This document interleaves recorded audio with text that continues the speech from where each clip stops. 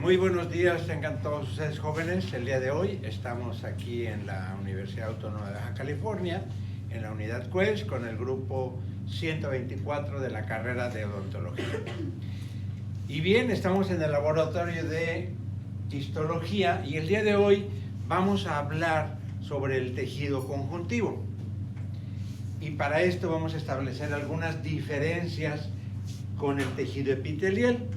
Recordando que mi tejido epitelial, su principal característica es que sus células están juntas y que a veces tienen diferentes apariencias.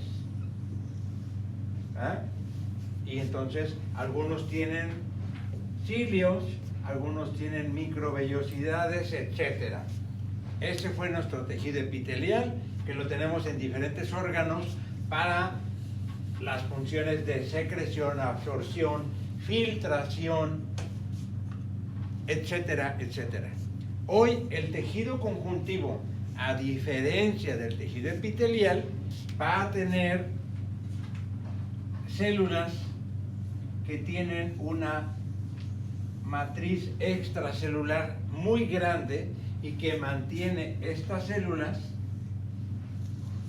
con un espacio mayor. Como su nombre lo indica, conjuntivo significa juntar, unir, pegar. Y esto lo hace a través de fibras de colágeno. Tenemos colágeno tipo 1, colágeno tipo 2. Y entonces, dependiendo del tejido conjuntivo especializado, vamos a tener las características en cuanto a los mecanismos de unión. Bien. Independientemente de las características de que tiene, como dijimos, una matriz extracelular. Esta matriz va a depender del tipo de tejido del que hablemos. Y entonces nosotros ahora vamos a hablar de los tejidos conjuntivos especializados.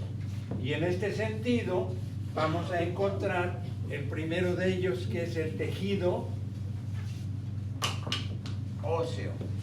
El tejido óseo es un tejido que tiene una matriz extracelular que tiene minerales. Y estos minerales le dan una rigidez absoluta. Y entonces entraríamos en funciones. La función, la primera, sería el sostén.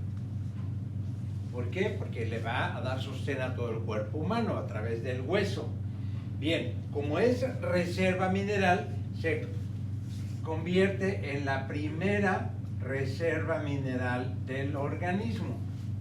Esto quiere decir que cuando yo necesito minerales, ¿cuáles minerales? Pues puede ser el calcio, el magnesio, el fósforo, el silicio, el cobre, etcétera. Estos minerales son necesarios para algunas reacciones químicas dentro del cuerpo humano. Entonces, aquí tengo que es mi principal reserva mineral. Pero el hueso también produce sangre. Entonces, la otra función sería que tiene una función hematopoyética. ¿Por qué? Porque produce sangre. ¿Qué tipos de células? Leucocitos, eritrocitos y plaquetas. Por otro lado, el hueso también produce grasa. Y entonces mi función adicional al tejido óseo es ser una reserva energética y termorreguladora. Y esto garantiza que yo tenga siempre energía disponible para actuar. Por ejemplo, cuando no me vengo sin desayunar, tengo energía suficiente para poder realizar mis actividades. Pero también si tengo supresión alimenticia por alguna enfermedad, mi tejido adiposo va a poder entrar como reserva. Aparte nos da protección. Palmas y plantas están protegidas con tejido adiposo. Bien, ¿qué otra función tenemos aquí dentro del sistema del tejido óseo, vamos a ver que tenemos células de defensa dentro de la sangre. Entonces también me daría una función protección inmunológica a través de la producción de linfocitos y demás. Pero también participa en la coagulación, porque la sangre tiene factores de coagulación y entonces tiene una función que se llama, ¿cómo se llama esa función? Regulación en la coagulación, nos va a ayudar.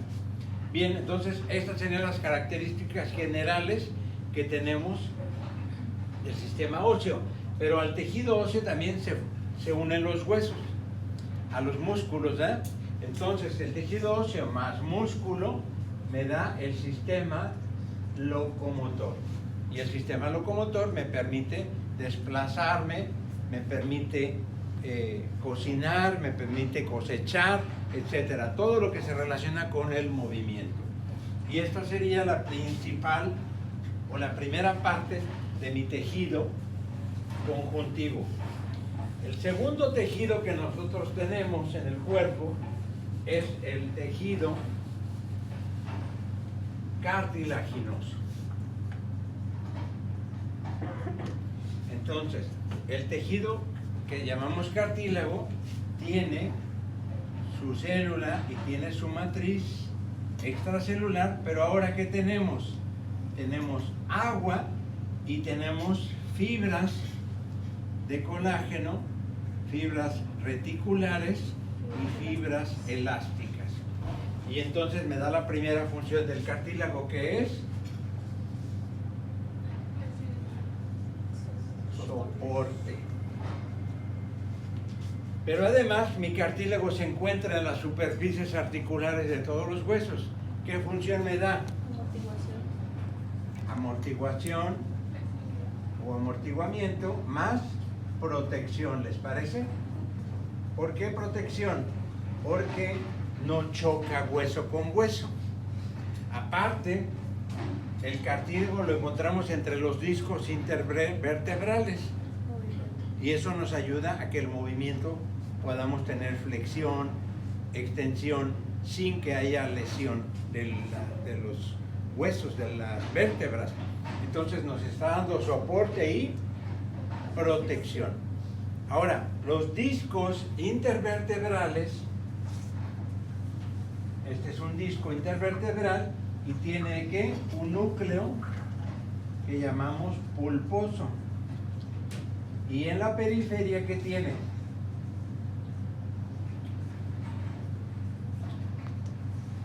Agua, de tal manera que cuando una vértebra soporta otra vértebra, el disco intervertebral le da compresión y desplaza el agua hacia los lados, y las fibras elásticas y reticulares del núcleo pulposo le dan el soporte. Bien, entonces, primera diferencia entre tejido óseo y cartilaginoso es su matriz extracelular de agua, y del hueso está mineralizada. Tenemos cartílago, diferentes tipos, en la nariz, en las orejas, en las articulaciones y en los discos intervertebrales. Otra función que tiene el cartílago, ¿cuál sería? Aparte del soporte y protección. ¿Perdón? No, la estructura lo dan los músculos. ¿Perdón? Flexibilidad. ¿Perdón? Flexibilidad. Nos ayuda a que los movimientos articulares sean amplios. Pero además, otra característica del tejido, ¿cómo se nutre el tejido?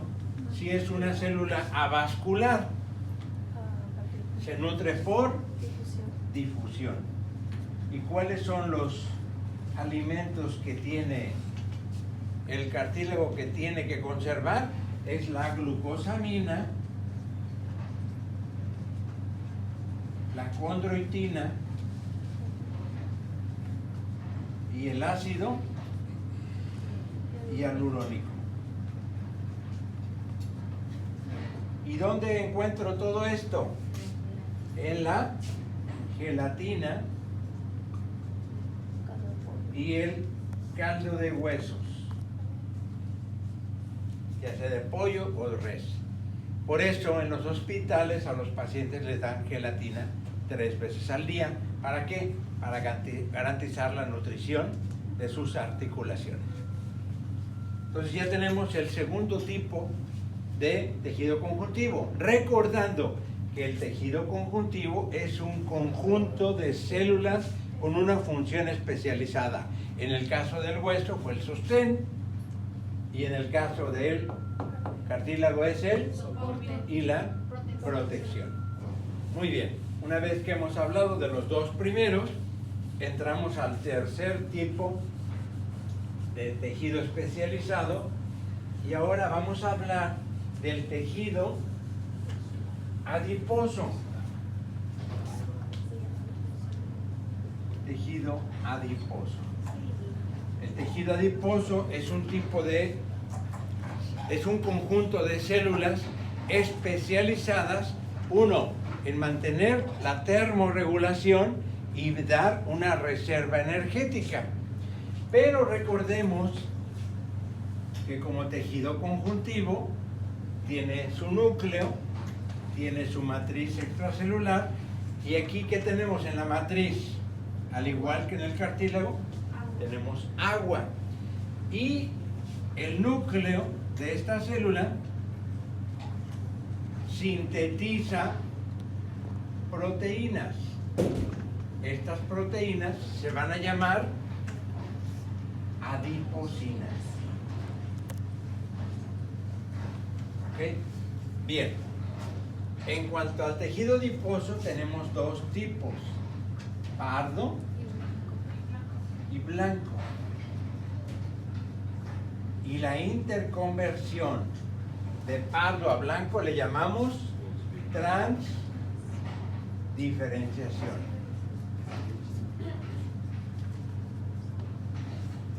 El pardo, generalmente, ¿dónde lo encontramos?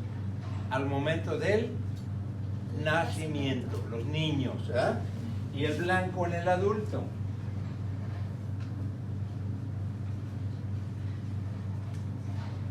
¿Cuáles son las diferencias histológicas? Tenemos que las células tienen un núcleo único y se llama periférico, y otras células tienen el núcleo un poco más central, y acá todo esto es una sola gota de lípidos, y aquí encontramos diferentes moléculas de grasa. ¿Ok? Entonces uno es unilocular y el otro es ¿qué? Multilocular. Ahora, si nos brinda protección, nos va a servir también para dar calor. Cuando vivimos en una zona donde hay mucho frío, entonces el tejido blanco del adulto se convierte a pardo, y ese fenómeno se llamó. Ahora, ¿en qué zonas del país podemos decir que existe esta interconversión? Pues en las zonas frías, Durango, Chihuahua. Y a pesar de que la persona está delgada, tiene un gran contenido en grasa. ¿Cómo lo puedo saber? ¿Qué contenido de grasa tiene o cuál es el porcentaje de grasa que tiene una persona? A través de un mecanismo que se llama antropometría. Voy a hacer plicometría, pellizcando la pancita, la lonjita, el brazo, la parte posterior y el fémur. Y con eso saco el porcentaje total de grasa, y la técnica se llama antropometría. Entonces ya puedo saber cuál es el porcentaje de grasa normal en un hombre, aproximadamente 14 a 16%, y en la mujer de 16 a 18%, límites normales. Cuando tenemos límites más grandes, de 14 a 16 en el hombre y de 16 a 18 en la mujer, ¿qué va a pasar? Vamos a producir mayor cantidad de proteínas y adiposinas. Y las adiposinas tienen un efecto protector y por otro lado tienen un efecto proinflamatorio. Y entonces, si es protector, va a producir adiposinas como la leptina, como la adiponectina y como la glialina, ¿verdad? Y entonces, por un lado tengo apetito, regulación del apetito y respuesta ante la inflamación de los vasos. Y cuando decimos que tienen un efecto proinflamatorio, quiere decir que inflaman. ¿Y qué inflaman? Si inflaman los vasos, ¿qué producen? Vasculitis, ¿verdad? Y si inflaman la piel, dermatitis. Y si inflaman las articulaciones, artritis. Y si inflaman el corazón, y entonces nos damos cuenta que este efecto proinflamatorio puede producir enfermedades que hoy llamamos no transmisibles y que anteriormente se llamaban enfermedades crónico-degenerativas.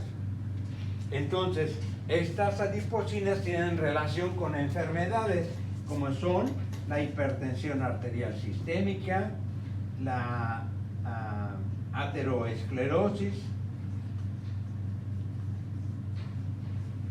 infarto, diabetes mellitus tipo 2 y el cáncer. Todo eso tienen defecto, estas adiposinas. Entonces, dependiendo de la cantidad de producción y de la cantidad de tejido adiposo que yo tengo, será el efecto inflamatorio o protector. ¿Cómo puedo saber que un paciente puede desarrollar diabetes mellitus? Porque empieza a producir factor de necrosis tumoral. Y el factor de necrosis tumoral mancha el cuello produciendo la acantosis nigricans. Y cuando yo veo a mi paciente con acantosis, pienso que ya tiene resistencia a la insulina y probablemente es diabético. Ese mismo factor de necrosis tumoral, el paciente me puede referir: doctor, me salió una bolita en la mama, o tengo problemas en el páncreas, o tengo problemas en la próstata, y nos da cáncer de mama, cáncer de páncreas, cáncer de próstata, cáncer de colon. Entonces, ahí que la importancia en que nosotros moderemos nuestro consumo de grasas. Pero lo trágico es que los carbohidratos también se convierten en tejido adiposo porque se almacenan. Entonces, importante tener una regulación en este sentido. Muy bien, una vez que hemos visto todo esto del tejido adiposo, vamos a entrar en materia del último tejido especializado que llamamos tejido sanguíneo. Y el tejido sanguíneo es un conjunto de células que se encarga de ¿qué? De transportar oxígeno y nutrientes, los cuales son carbohidratos, grasas y proteínas, vitaminas y minerales, y componentes como hormonas, ATP, factores de coagulación, anticuerpos, etc. Esa es la función de la sangre, del tejido sanguíneo.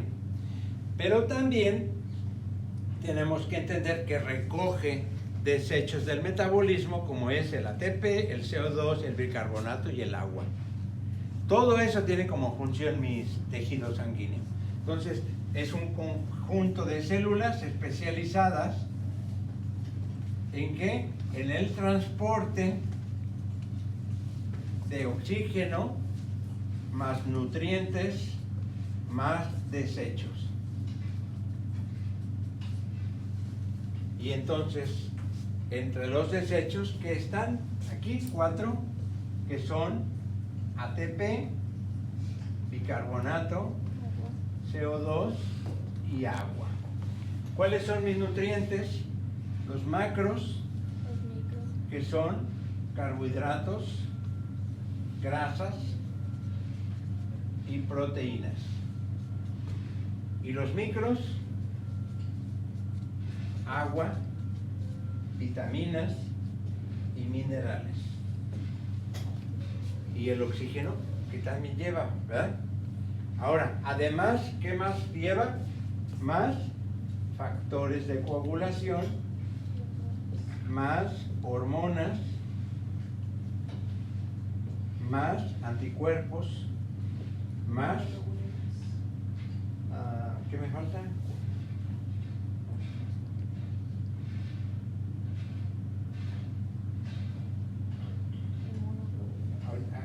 No, ya están ahí. Los anticuerpos están las globulinas.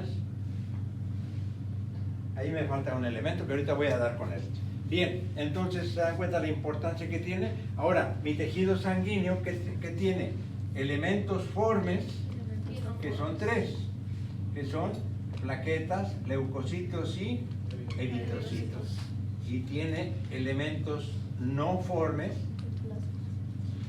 que es la matriz extracelular de mi tejido sanguíneo, que se llama plasma, y el cual tiene 13 componentes, que son los macros, los micros son 6, los productos de desecho que son 4, ya llevamos 10, y 3 factores más que dan un total de 13 componentes del plasma, que es importante que los tengamos en mente. Ahora, mis plaquetas, los números normales que tenemos de plaquetas son de 150 a 450,000 plaquetas en 1 centímetro cúbico de sangre. Leucocitos de 5 a 10,000 células por centímetro cúbico. Y eritrocitos tengo de 5 a 10 millones en 1 centímetro cúbico. La sangre tiene en su centro lo que es el eritrocito, ¿verdad? Tenemos el eritrocito, que es el encargado de transportar el oxígeno. Aquí tengo un eritrocito y tiene un grupo que llamamos grupo M. El grupo M es un oxígeno más hierro más otro oxígeno. Y a esto le llamamos hemoglobina. Y la hemoglobina es la encargada de transportar al oxígeno. Cuando tenemos deficiencia de hemoglobina, tenemos anemia. La palabra A es sin hemoglobina, sin sangre. Y es importante porque necesitamos la hemoglobina para transportar el oxígeno. ¿Qué tengo que hacer para tener buen nivel de hemoglobina? Comer suficientes carbohidratos y proteínas. La carne, el hígado de res son las principales que tienen este componente. Y de los carbohidratos, pues todas las legumbres, espinacas, todo lo verde, y las leguminosas, que son frijol, garbanzo, lentejas, etc. Entonces, teniendo una buena nutrición, tengo la garantía de que tengo una buena cantidad de hemoglobina, que voy a poder tener una eficiencia en el transporte de oxígeno y la recolección de desechos adecuada. Entonces, con esto, nosotros, ¿cuáles serían los valores normales de hemoglobina? Para terminar, que en el hombre es de 14 a 16 gramos sobre decilitro, y en la mujer de 12 a 14 gramos sobre decilitro. Y con eso terminaríamos este tema como un conjunto en cuanto a los tejidos conjuntivos, que juntan, que unen, pero cada uno tiene sus características de especialización. ¿Ok? Muy bien, pues con esto damos por concluido este tema y muchas gracias por su atención.